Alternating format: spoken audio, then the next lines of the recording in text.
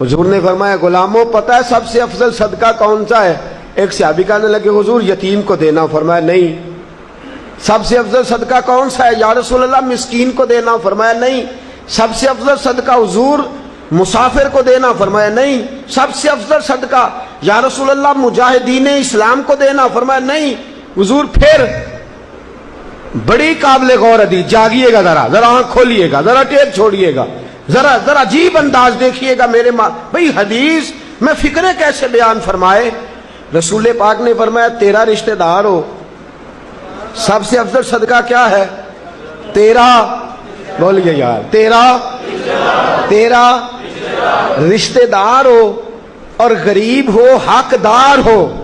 اور اگلے لفظ بڑے عجیب ہیں، تیرا رشتہ دار ہو، غریب ہو اور تجھ سے ناراض ہو۔ کیسی بات ہے؟ فرمایا تیرا رشتہ دار ہو